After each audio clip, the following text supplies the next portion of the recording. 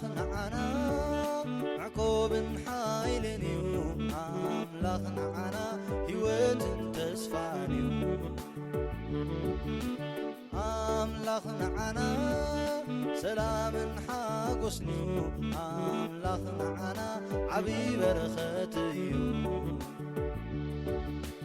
أملاخنا من الله زودادرو أملاخنا من الله زمساسلو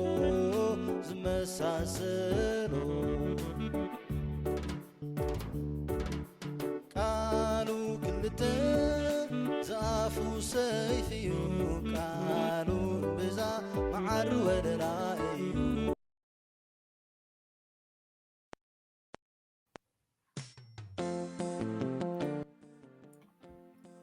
بسم أبن ولدن منفس قدسن حدا أملاخ أمين እግዚአብሔር አምላኽና ስለ ዝፈጠርካና ናብ ክርስትና ስለ ዝፀዋዕኻና በብዓይነቱ ክሁዱን ስውርን ረድኤት ስለ ዝሃብካና በዛ ለይቲ እዚኣ ሓሊኻ ክሳብ እዋን እዚኣ ስለ ዘብፅሕኻና ነመስግነካ ኣለና። ብጎይታ በዛ መዓልቲ እዚኣ ክሕዝነካ ካብ ዝኽእል ኩሉ ሓሊኻ በቲ ዓብዪ ሕያውነትካን ምሕረትካን ንዓኻ ብዝሕጉዝ ጽቡቕ ግብሪ ጥራይ ከም ንርከብ ትገብረና ምእንቲ ናይ ፍቕሪ ወድኻ መድሓኒና የሱስ ክርስቶስ ትሩፋት ናይታ ኣደ ወድኻ ድንግል ማርያም ጸሎትን ናይ ሓለውትና መላእኽቲ ኣማልድነትን ስጋ ዘለኣለማዊ ቃልካ ዝመሃረና ጸሎት እናደገምና ናባኻ ንቐርብ ኣለና። ኣቦና ኣብ ሰማይ ትነብር፣ ስምካ ይመስገን፣ መንግሥትኻ ትምጻእ፣ ፍቓድካ ኣብ ሰማይ ከም ዝኾነ ከምኡ እውን ኣብ ምድሪ ይኹን። ምግቢ ዕለትና ሎሚ ሃበና፣ ዝበደልናካ ቅረበለና፣ በደሉና ይቕረ ከም እንብል ኣብ ፈተና ይተእትወና ካብ ክፍሕነና ከመይ መንግሥትን ሓይልን ክብርን ዘለዓለም ናትካ እዩ። ኣሜን። ሰላም ንዓኺ ኦ ማርያም ጸጋ ዝመልአኪ እግዚኣብሔር ምሳኺ እዩ። እንካብ ኣንስቲ ዝተባረከ እኺ ናይ ከርስኺ ኢየሱስ ከዓ ዝተባረኸ እዩ። ኦ ቅድስቲ ማርያም ኣደ ኣምላኽ ለምንልና ንዓናን ንሃጣን ንሕጅን ብጊዜ ሞትናን ኣሜን። እንካብ ወንጌል ሉቃስ ምዕራፍ 1 ካብ 26 ክሳብ 28 ሳሰይቲ ወርሒ ገብርኤል መልኣኽ ናብ ናዝሬት ትበሃል ዓዲ ገሊላ ናብ ሓንቲ ድንግል ካብ ኣምላኽ ተላእኸ። ንሳ ካብ ቤት ዳዊት ዮሴፍ ዝስሙ ሰብኣይ ተሓፂያ ነበረት። ስምእታ ድንግል ከዓ ማርያም እዩ። ዝኸበርኩም ኣሕዋትን ሓትን ሎሚ እምበኣር ቤተ ክርስቲያንና ንቅዱስ ዮሴፍ ትዝክር በዓል ትገብር። ቅዱስ ዮሴፍ ሓደ ትሑት ፀረባይ ከም ዝነበረ እዚስ ወድቲ ፀረባይ ዶ ኣይኮነን ዝብል ኣብ ማቴዎስ 13:55 ንረክብ። ኣዲኡ ንማርያም ንዮሴፍ ተሓፂያ ኸላ ብምባል እውን ሕፁይ ማርያም ከም ዝነበረ ከምኡውን ቅዱስ ዮሴፍ ጻድቕ ከም ዝነበረ ኩሉ ግዜ ነቲ እግዚኣብሔር ብሕልሚ ዝህቦ ተልእኾ ንኽስከም ቁሩብ ከም ዝነበረ ቅዱስ መጽሓፍ ይገልጸልና። ቤተ ክርስቲያን ከዓ ሎሚ ነዚ እያ ትዝክር።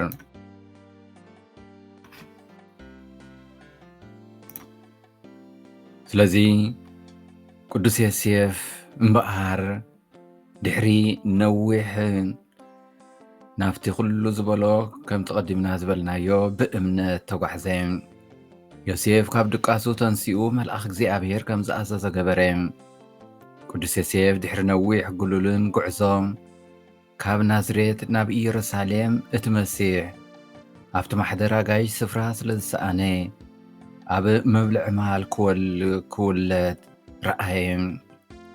ኣብዚ ናይቶም ጓሶት ሰበ ጥበብ ምስክርነት ንርኢ። እዚኦም ማዕረ ማዕረ ንህዝቢ እስራኤል ንህዝቢ ዘይኣመንቲ ይውክሉ። ቅዱስ ዮሴፍ ሕጋዊ ሓላፍነት ናይ ኣባትነት ናይ ክርስቶስ ሕፃን ክወስድ ክስከም ትብዓት ረኸበ። ነቲ እቲ ካብኣ ዝውለድ ብመንፈስ ቅዱስ ስለ ዝኾነ ንሕፂትኻ ማርያም ምውሳድ ኣይትፍራ። ወዲ ክትወልድ እያ፣ ንሱ ኸኣ ንህዝቡ ካብ ሓጢኣቶም ከድሕኖም እዩ እሞ ስሙ ኢየሱስ ክትብሎ ኢኻ ዝብል ቃል ኣምላክ ከኣ ብትሕትና ክእዘዝ ተረኽበ። ድሕሪ መዓልቲ ምውላዱ ምስ ማርያም ናብ እግዚኣብሔር ከወፍይዎ ኣብ ቤት ጸሎት ተረኺቡ። ብተኣምራት ከኣ ነቲ ብዛዕባ ማርያምን ክርስቶስ ሕፃንን ስምዖን ዝተነበዮ ትንቢት ክሰምዕ ክኢሉ። ክርስቶስ ካብ ሄሮዶስ ንምክልኻል ብስደት ኣብ ግብፂ ተቐመጠ። ንክርስቶስ ምእንቲ ክከላኸል ካብ ሄሮዶስ ንምክልኻል ብስደት ኣብ ግብፂ ተቐመጠ። ሄሮዶስ ነዚ ሕፃን ክቐትሎ ይደሊ ኣሎ እሞ ተንስእ፣ ነዚ ሕፃን ነዲኡን ሒዝካ ናብ ግብፂ ህደም፣ ናብ ዓዱ ምስ ተመልሰው ናብታ ካብ ገሊላ ነቢይ ከም ዝተንስእ ክትርኢ ኢኻ ተባህለ። ንእሽተይ ዓዱ ናዝሬት ብሕቡእ ተቐመጠ። ካብታ ገዝኡ ዝኾነት ቤተልሔም ካብ ኢየሩሳሌም ርሒቑ ተቐመጠ። ኣብቲ ናብ ኢየሩሳሌም ዝገበሮ ጉዕዞ እቲ ወዲ 12 ዓመት ክርስቶስ ሕፃን ምስ ጠፍኦም ንሱን ማርያምን ብዙሕ ተሸገሩ። ንሱ ግና ብዘደንቕ ኣገባብ ኣብ መንጎ ቤት መቕደስ ኣብ ማእኸል መምህራን ተቐሚጡ ክሰምዖም ክሓቶም ከሎ ረኸብዎም። ድሕሪኡ ማርያም ኣዲ ኣምላኽ ወላ ኣዲ ቅዱስ ኣብቲ ናይ ቤተ ክርስቲያን ቦታ ከም ቅዱስ ዮሴፍ ቦታ ዝሓዘ የልቦን። ኣብ ልዕሊ እቲ ኣብ ወንጌል እንረኽቦ ናይ ቅዱስ ዮሴፍ ኣብ ናይ ድሕነት ዘለዎ ተሳትፎን ቦታን ቅዱስ ዮሴፍ ኣብ ቤተ ክርስቲያን ሓደ ዓብዪ ቦታ ሒዙ ይርከብ። ዝተፈላለዩ ጳጳሳትና ንቅዱስ ዮሴፍ ኣቦ ወይ ጽላል ናይ ካቶሊካዊት ቤተ ክርስቲያን፣ ኣቦ ወይ ጽላል ናይ ሰራሕተኛታት እናበሉ ይሰሚዎም። ቅዱስ ርእሰ ሊቃነ ጳጳሳት ጳውሎስ ካልኣይ ጓሳ ወይ ሓላዊ መድሕን ኣመንቲ እውን ንቅዱስ ዮሴፍ ጽላል ናይ ሕጉስ ሞት ኢሎም ይጽውዕዎም። እቲ ዕብየት ናይ ቅዱስ ዮሴፍ መጀመርያ እምበኣር ሕፁይ ወይ ሰብኣይ ቅድስቲ ድንግል ማርያምን ኣቦ ፈቃር ኣቦ ኢየሱስን ምዃኑ እዩ። በዚ መንገዲ እዚ ገዛእ ርእሱ ከምቲ ኣብ ቃላት ቅዱስ ዮሃንስ ክርስቶስቶም እንረኽቦ ቅዱስ ዮሴፍ ንገዛእ ርእሱ ኣብቲ ሙሉእ ኣገልግሎት ናይ ድሕነት መደብ ተወፈ ኣቐመጠ ይብለና። ቅዱስ ጳውሎስ ሻትሻይ ከምዚ እናበሉ ትዕዝብቶም ይገልጹ።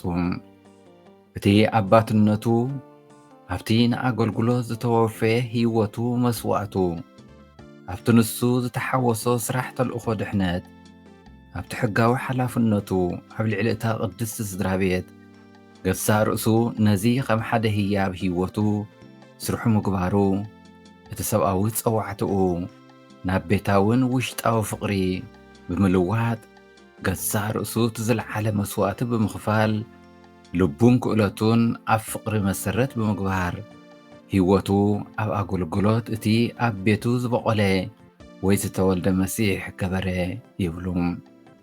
ብምኽንያት እቲ ኣብ ድሕነት ዝገበሮ ሓላፍነት ወይ ግደ ቅዱስ ዮሴፍ ብኣመንቲ ክርስቲያን ዝተፈቕረ ኣቦ ኾነ። ናይዚ ምስክርነት ከዓ ብዙሓት ቤተ ክርስቲያናት ኣብ ሙሉእ ዓለም ንዕኡ ዝተወፈያ ንረክብ። ብዙሓት ገዳማውያን ማሕበራት ማሕበር ካህናትን በቲ ናቱ መንፈሳውነት ተነቓቂሖም እቲ ናቱ ሽም ክሽከሙ ክኢሎም እዮም። ብዙሓት ንቅዱሳት ዝውክሉ ብምውካል ምእንቲ ክብሩ ንብዙሕ ዓመታት ቆይሞም እዮም። ብዙሓት ቅዱሳት ብተመስጦ ንቅዱስ ዮሴፍ ዎን ካብ ኣብነት ክይዎን ክኢሎም እዮም። ንኣብነት ከም ተሬዛ ጓል ኣቢላ ዝተባህለት ቅድስቲ ከም ሓደ ጠበቃኣ መሊኣን ገበረቶም። ገዛእ ርእሶም ብዙሕ ኣብኡ ብምሕፃን ኩሉ እቲ ብመንገዱ ዝሓተቶ ጸጋ ተቐበለት። በቲ ናታ ተመክሮ ብምትብባዕ ድማ ንብዙሓት ኣብ ቅዱስ ዮሴፍ ክምሕፀኑ ተተባብዕን ትመክርን ኣብ ኩሉ ናይ ጸሎታት ጽሑፋት ገለ ጸሎታ ናብ ቅዱስ ዮሴፍ ዝቐርቡ ንረክብ። ብፍላይ ኣብቲ ናይ ረቡዕ ጸሎት ልመናታት ንዕኡ ዝተወፈዩ ልመናታት ንረክብ። ከምኡውን ብፍላይ ኣብቲ ንዕኡ ዝተወፈየ ሙሉእ ወርሒ መጋቢት ብዝሓፍኡ ብዙሕ ጽሑፍ ንረክብ። ቅዱስ ዮሴፍ ሕያዋይን ፈቓርን ኣቦ ነበረ። ቅዱስ ዮሴፍ ንክርስቶስ እምበኣር ኣብ ቅድሚ ኣምላኽን ሰብን ካብ መዓልቲ ናብ መዓልቲ ብጥበብ ብቁመትን ብጸጋን ክዓቢ ረኣዮም። ከምቲ እግዚኣብሔር ምስ እስራኤል ዝገበሮ ቅዱስ ዮሴፍ ንክርስቶስ ሕፃን በኣዳዊ ሒዙ ኣታተዮ፣ ምኻድ መሃሮ። ቅዱስ ዮሴፍ ከምቲ ኣቦ ንውላዱ ኣብ ክሳዱ ዝሰቕሎ ደኒኑ ድማ ዝምግቦ ቅዱስ ዮሴፍ እውን እዚ ክገብር ተረኽበ። ስለዚ ቅዱስ ዮሴፍ ዝዓቢ ጸጋ እዚ ካብ እግዚኣብሔር ኣምላኽ ክቕበል ተረኽበ። እዚ ሓላፍነት እዚ ተቐበለ። ንክርስቶስ ኣብ ህይወቱ ክቕበሎም ሓላፍነት ወሲዱ ክዕብዮም ተረኽበ። ስለዚ ሎሚ ብኣማል ድኣር ንሕና እውን ነፍሲ ወከፍና ነቲ ናይ ኣባትነት ተኣዝዞ ትሕትና ቅዱስ ዮሴፍ ተሰኪምን ኣብነቱ ብምኽታል ብትሑት መንፈስ ተኣዘዝቲ ኮይንና ርከብ ንዕተም ኣለና። ስለዚ እግዚኣብሔር ታሪኽ ድሕነት ብቅዱስ ዮሴፍ ከም ኣቦ ሕፁይ እኖና ቅድስት ድንግል ማርያም ኮይኑ ንውሉዱ ዝረሕርሐ ናይ እግዚኣብሔር ጉስነትን ሓልዮትን ርሕራሕን ዝረኣየ ቅዱስ ዮሴፍ ምናልባት ኣብቲ ቤት ጸሎት ኣይሁድ እግዚኣብሔር ንኹሉ ሰናይ ምዃኑ እቲ ሰናይን ርሕራሕኡን ከዓ ንኹሎም ምዃኑ ሰሚዑ ይኸውን። ምክንያቱ ኣብ መዝሙር 145:9 እግዚኣብሔር ንኹሉ ሰናይ እዩ፣ ንኹሉ ፍጥረቱ ከዓ ራሕራሓሉ። ነዚ መዝሙር እዚ ተቐቢሉ ኣብ ህይወቱ ርሕራሕ ኣምላኽ ሰናይ ናይ እግዚኣብሔር ዝጣዕመ እዩ። ታሪኽ ድሕነት ብድኽመታት ኣብ ተስፋ ኣንጻር ካሊእ ኩሉ ተስፋታት ተፈጸመ። ከምቲ ዘርእኻ ከምኡ ክኸውን እዩ ዝብል ዝተነግሮ ኣብርሃም ኣብቲ ተስፋ ዘይብሉ ተስፋ ብምግባር ኣቦ ብዙሓት ከም ዝኾነ ኣመነ። ብዙሕ ግዜ እግዚኣብሔር ኣብቲ ጽቡቕን ዕዉትን ዝኾነ ገጻት ህይወትና ጥራይ ዝውሰን ይመስለና። እንተኾነ እቲ ሓቂ ድኽመታትና ብዘየገድስ ኣብ ድኽመታትና እቲ ዝበዝሕ መደባቱ ይፍጸም። ኣብቲ ምሽክንን ሰራሕተኛን ዝነበረ ቅዱስ ዮሴፍ ከዓ ንክርስቶስ ከም ኣቦ ኮይኑ ክዕብን ክመርሕን ተልእኾ ዝተቐበለ ንሕና እውን ኣብ መዓልታዊ ህይወትና እግዚኣብሔር ነፍሲ ወከፍና ተልእኾ ኣለና።